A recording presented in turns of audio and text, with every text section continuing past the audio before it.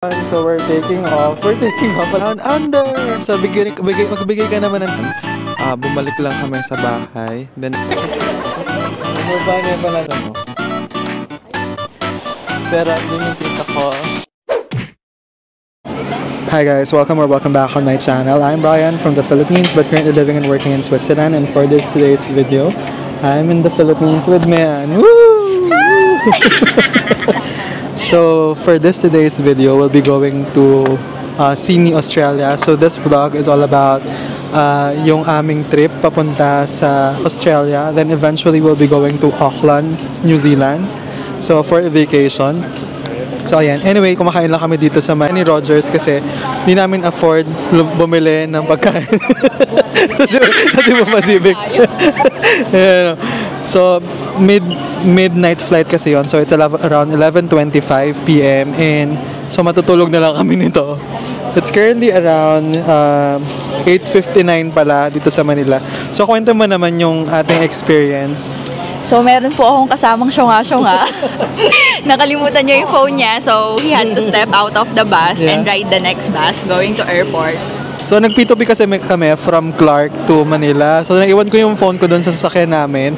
So, need kong bumaba. Nasa Mandandaon na ako. I-take ko yung next bus. Tapos, so yun. So, nagkaiba kami ng bus. Plus, yun lang naman actually, pero going smooth. Nabitbit niya sa akin yung mga maleta niya. Yung maleta namin. So, binitbit niya mga nasa total na mga 50 kilos yun, pati hand carry.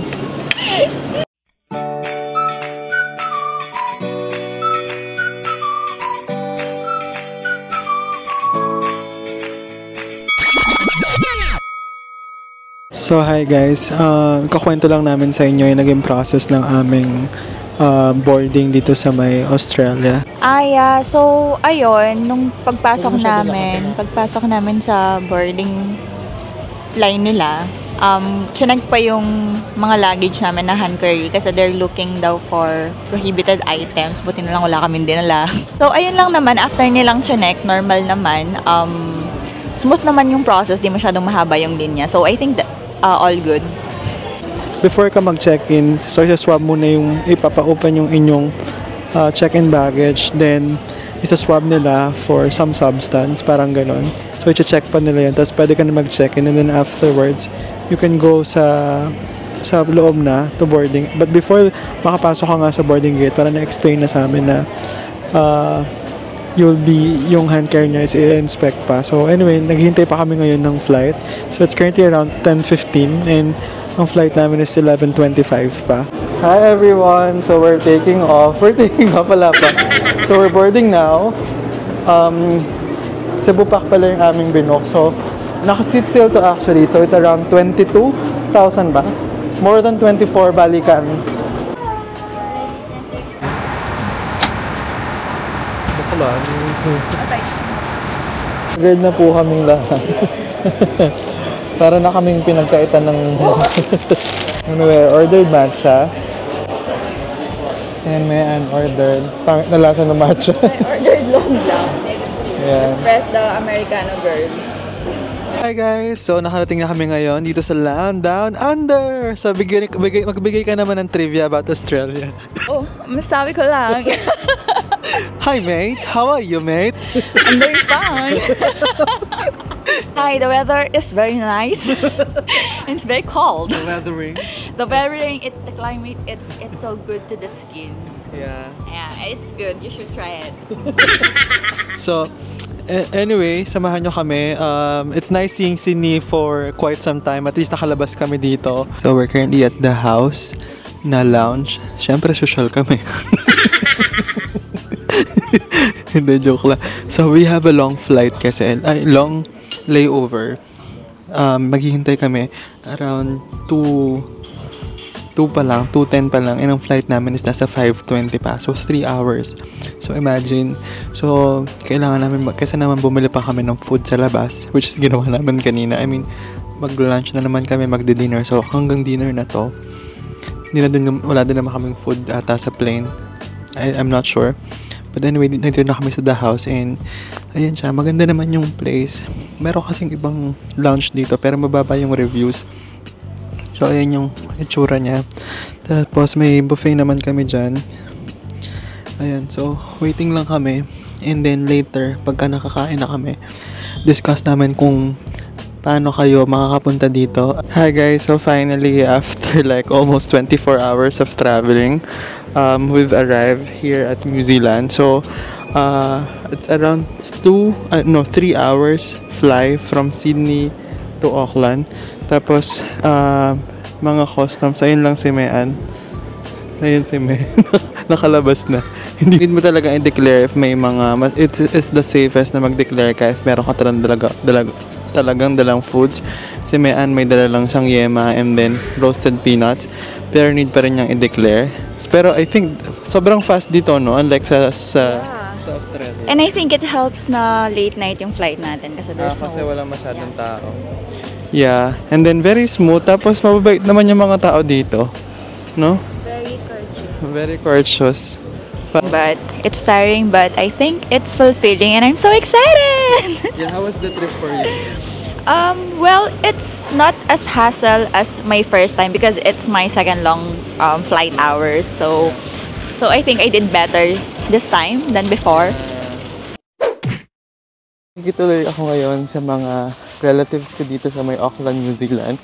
My uncle, tito, cousins, at saka si Auntie Rona. So for today's video, we'll be walking around the Auckland CBD, and currently naglalakad lang ako just to see around the neighborhood.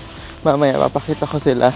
Anyway, samahan niyo ako. It's a bit gloomy today and it's currently around 11 before 12 noon, and yon, check lang natin kung ano makikita natin. As of now, it feels like for me America, kung saan nung nag-US ako ganito yung feeling noon.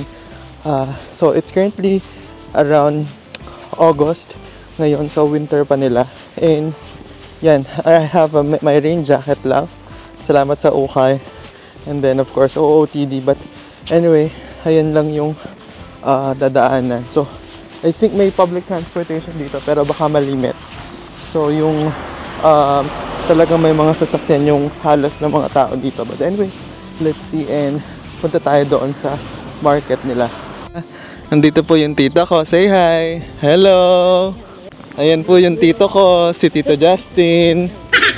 Saka si Tita Julian. Guys, dito may orange. Meron ding orange yung pinsan ko. Nagbebenta sila dito, wholesaler. Hello!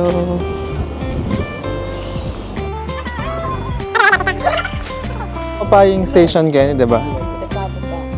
Check namin. So, let's go. Wala pa lang masyadong taon eh. Wala pag mga tingin. Papasok pa po kami. Ang problema po, hindi na.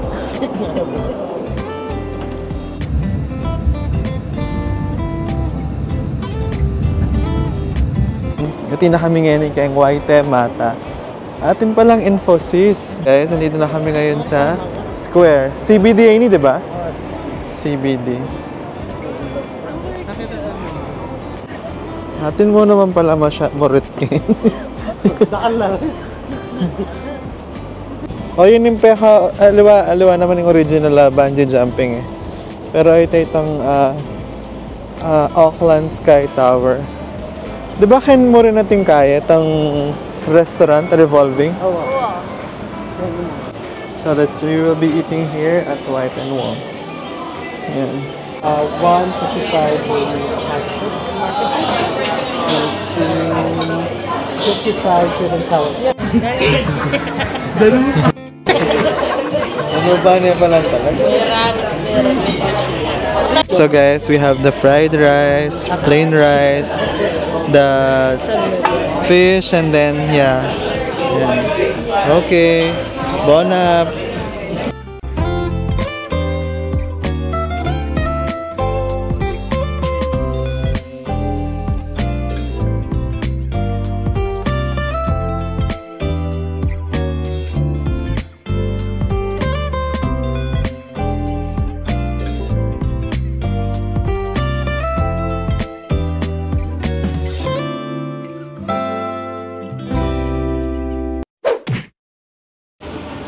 So guys, kumain kami dito sa may White Wongs. Ayan.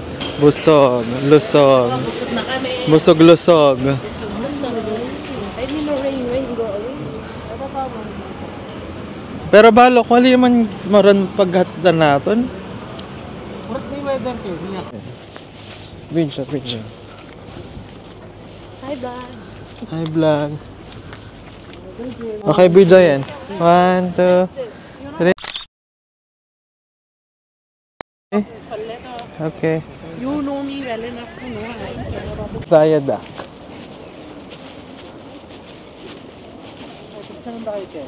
Guys, medyo maulan lang ngayon. Pero andun yung tita ko, tsaka aking pinsan sa likod. And ito yung kanilang city. Ayan. Ayan yung tito ko. Tapos ayan yung mga building dito. So, pwede kayo sumakay ng bus dyan. Ayan. Ang gamit pala nila pera dito is New Zealand dollars. So, ayan yung building. Lakad-lakad lang. Pero nababasa. May konting ulan. Pero okay lang yan. So, ayan. Tumatakbo na si Auntie Rona. Pagod na po sila. Here at the St. Patrick's Cathedral. Here at Auckland. So, ayan. May 9 a.m. mass. Ayan. Let's pray.